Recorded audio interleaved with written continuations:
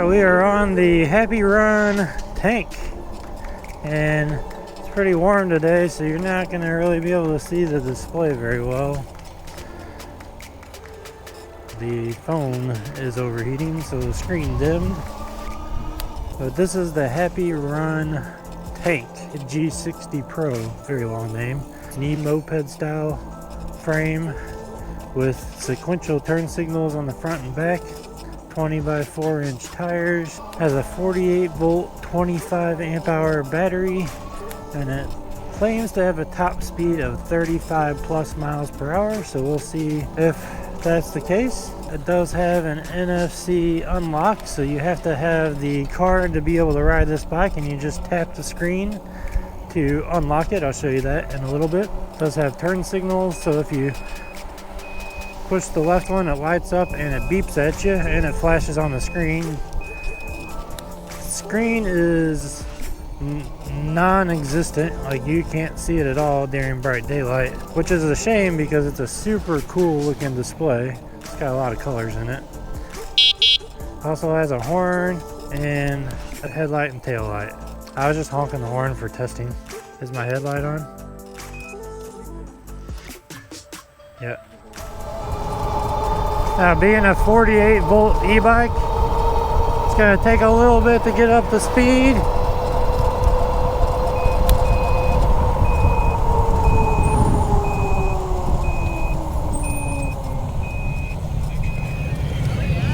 Oh yeah!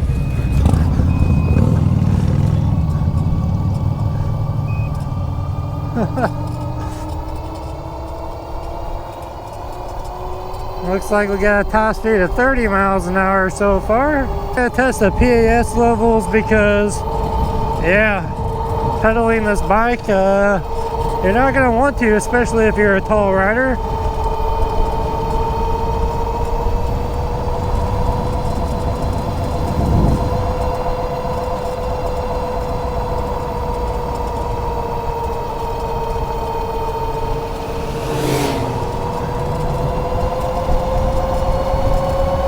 $32, $33, $34. Pretty close to that top speed. Yeah, being a 48 volt e-bike, it's going to take a little bit to get up there, but we're hovering on flat ground at 32 miles an hour, GPS verified, which is not bad. Oh, and it has cruise control. Didn't know that. Brakes work really good.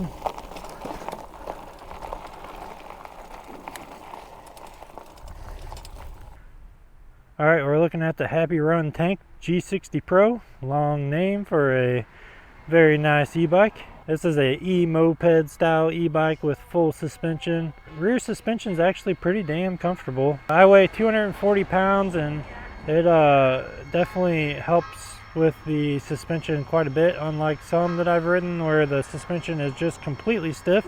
This one actually has quite a bit of play in the suspension. You can see it here, just that single shock, and it's got a pretty long spring there, which will help with the absorption of bumps. It also has front suspension, which is adjustable, has a compression here which you can just turn and have micro adjustments on.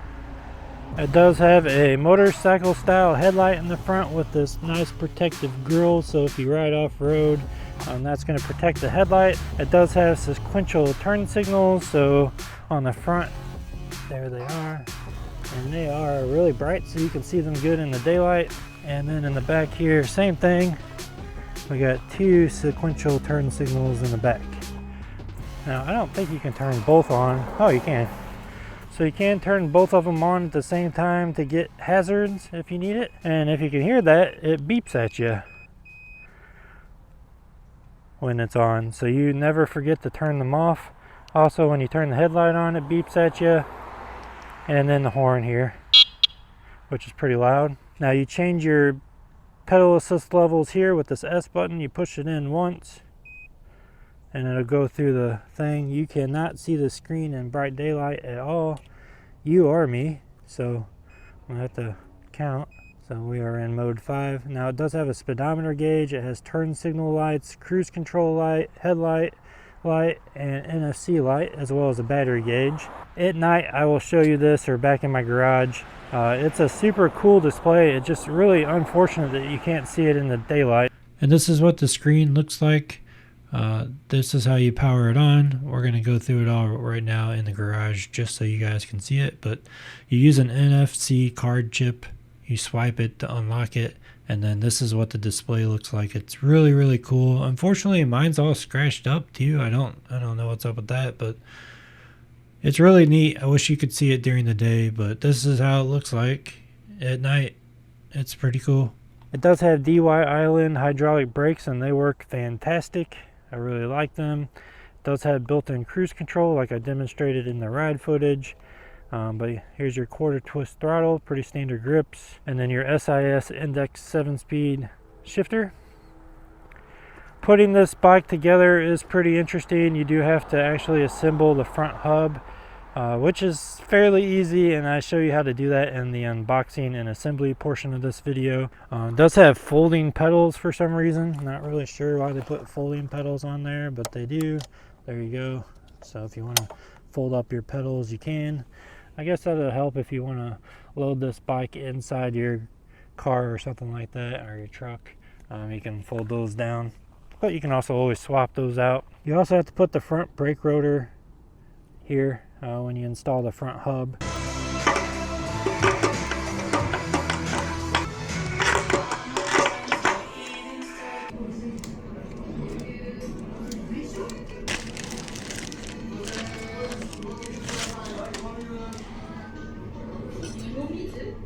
Take this,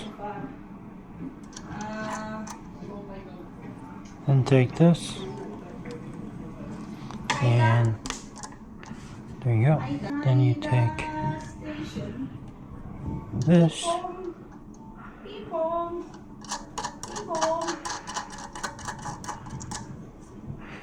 like that. Take 17.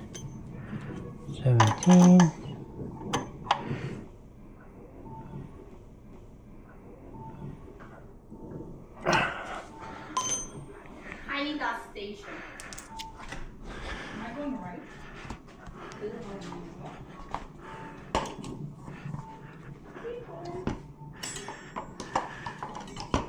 I know, yeah. Where is it?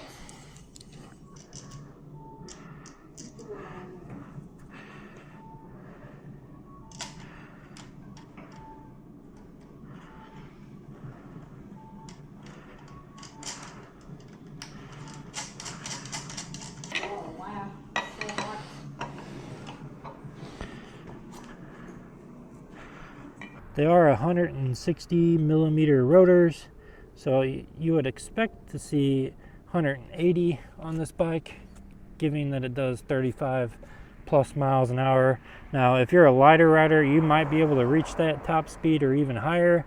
But me at 240, I was able to reach 33, 34 miles an hour.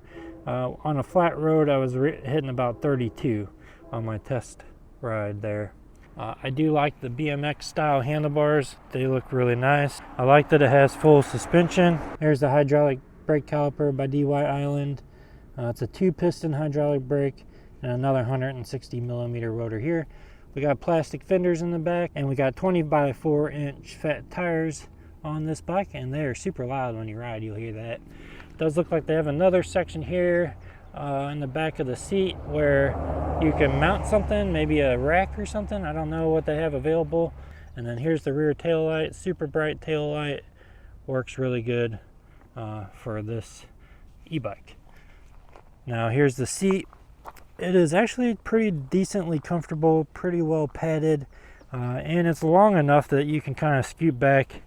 As a taller rider, you're going to appreciate that. If you're a shorter rider, you might be able to pedal this thing pretty good, but for me, I can't pedal it at all. It is pretty rough, to be honest with you. Now we got a 48 volt 25 amp hour battery, which will give you quite a bit of range. It's way better than like a 15 amp hour battery that some of these bikes come with, so it's nice to see that they have that. And then back here is your claimed 1000 watt nominal hub motor. Now they claim this has 1000 watt nominal and 2000 watt peak. That's a Happyrun Tank G60 Pro. I really like it. I love the color. I like this metallic paint. Kind of hard to pick up on camera, but it's super sparkly, and it's like a silver color, so it's kind of like a silver and black color scheme on here. And I really like the display, except for the fact that you can't see it. But that's the G60 Pro.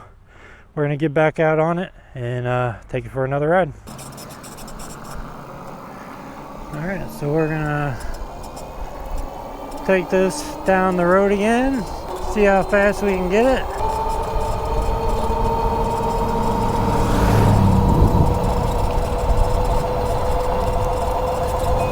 I really like the turn signals.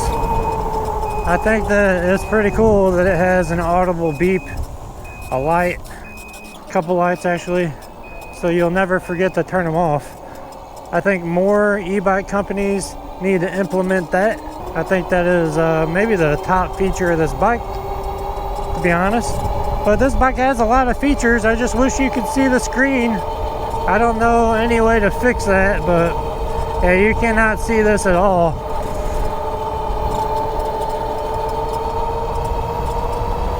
I can't even tell how much battery I have left.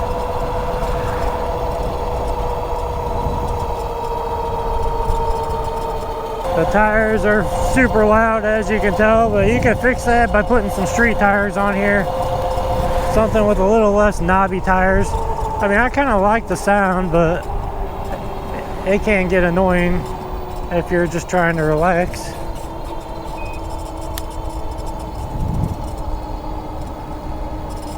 Now, I don't expect this thing to climb hills very well. It is only a 1000 watt nominal motor, peaking at 2000 watts, but it doesn't have a whole lot of torque.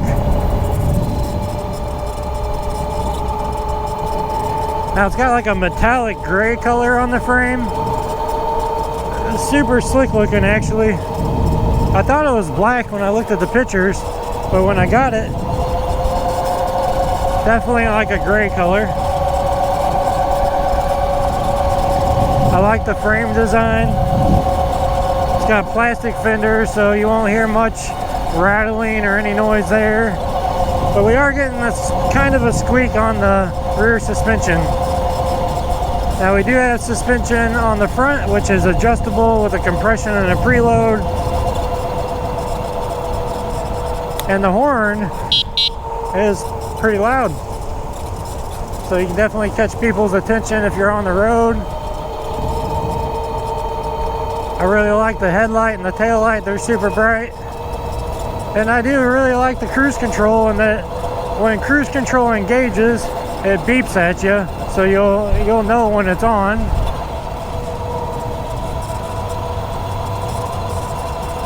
And unlike other cruise controls, if you have it set at a certain speed, like if you hold the throttle at 15 miles an hour, it'll hold that speed. Feels like I'm kind of losing some power already. Normally we would go here and film the overview, but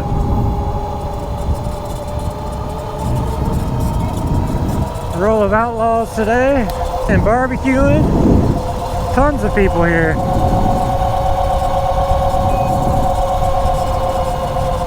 Tons of people.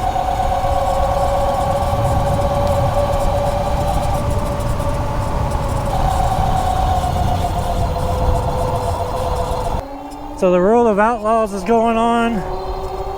That's a humongous race. They race these things all over the country. They're a little bitty, like kind of like a go-kart, a little bit bigger. But they do about 130, 140 miles an hour around the dirt track. If you watch any of my other videos, we ride by this racetrack all the time. And that's what they do. That's the biggest thing here. Now they also race stock cars, a whole bunch of other stuff. But yeah, it's a really good time to go there. And the Roll of Outlaws is a huge popular event. You'll see that as we drive by. There's tons of people tailgating. It doesn't start till like I don't know, a couple hours from now. But everybody's out there barbecuing, having a good time. I'm gonna make the trip. I've never been to a World of Outlaws since I've been alive, but I would like to go.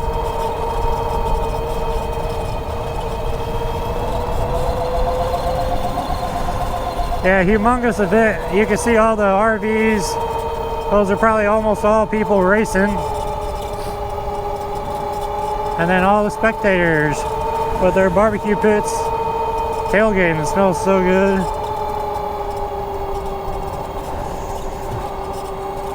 Yeah, this place will be filled up later. You can see all the souvenir little trailers, and there's the track right there. Getting it ready for the big night.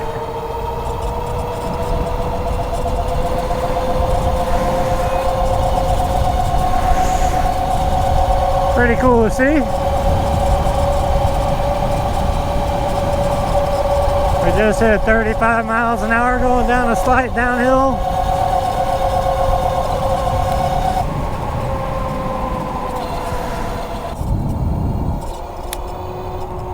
Okay, now we're gonna extend this. Hopefully nobody comes.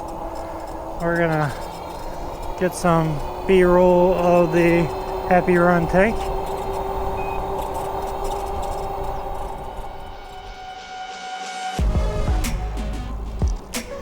Alright, we have a fully charged battery. We're going out to do a hill climb test to see how well it climbs hills today. If you guys want to see me do a full range test on the G60 Pro, please leave a comment down below and let me know that you want me to do that, and I might make a second video. Now, I did fix the squeaking sound that I had on the rear suspension. I just sprayed a little bit of lithium grease on the springs and all the joints, the swing arm, everything. And as you can see, I'm bouncing up and down right now, and we are not getting any squeaking at all. I'm pretty happy about that. Thought it was going to be a little harder than that to fix, but here we are. Now, I'm not expecting this to be that big of a hill climber, but we'll see how torquey it is for a 48 volt e-bike. If this motor really does peak at 2,000 watts, is it strong enough for us to climb all the hills over here? I'm not sure if it's going to make it past the second one, which is an 8% grade. So my test goes 6, 8, 10, and 12. Those are the different grade hills that I have set up to do this test. And the first one we go to is 6%. A lot of these 48 volt e-bikes barely make it up that without pedaling. And the whole thing on this test is to see how powerful the motor is on its own. Hill climb road starts in just a little bit. I'll explain to you where all the spots are, but I have went out and tested this with GPS, so I know where the 6 and 8% grades are. And right here we are climbing the 6% grade. Now, we of course had some speed going up this hill, so that helped us a little bit, but we'll soon find out how powerful this really is. Right here at this yellow sign, the school bus stop sign, that's the 6%, and we hit that at 17 miles an hour. Held that there pretty good. Our next hill, 8%. All right, here we are. We're getting ready to come up to the 8% grade. Right past this entrance here. So right here is the 8% grade.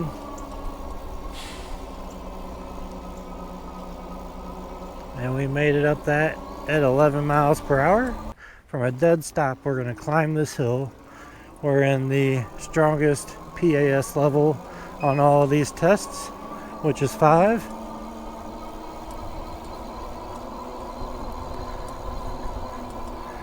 My only hope is that we can at least make it up it. Now, we are not attempting the 12% grade hill with this bike. I don't believe it's going to make it, but the 10% hill it's actually doing pretty good on.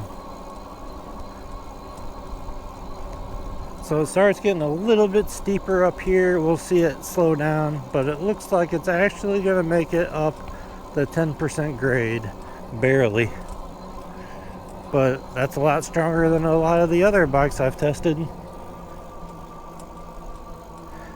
Now, like I said at the beginning of this section of the video, if you want to see me do a full range test on the Happyrun G60 Pro, please leave it down in the comments. And if I get enough comments, I will make one. There's a lot to like about the G60 Pro. It has a lot of features that I think anybody that's looking at e-bikes would be interested in. An element. Don't see those too often anymore. Now we know which con is the biggest con for me, and that's the screen. My second biggest con was going to be the squeaky suspension, but we fixed that, so that's good.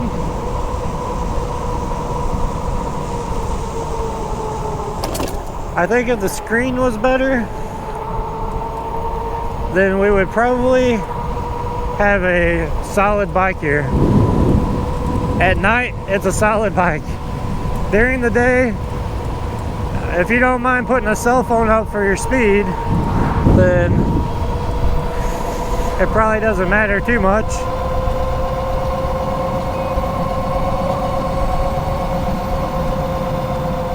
I always have my cell phone up for speed just so you guys know what the actual speed is from GPS. But if I wanted you guys to see the screen, you couldn't see it. I really like all the like motorcycle features, like turn signals, the NFC card unlock. Like you can't ride this bike unless you have that card, so if somebody steals it, they're kind of screwed. I like the headlight, it works really good.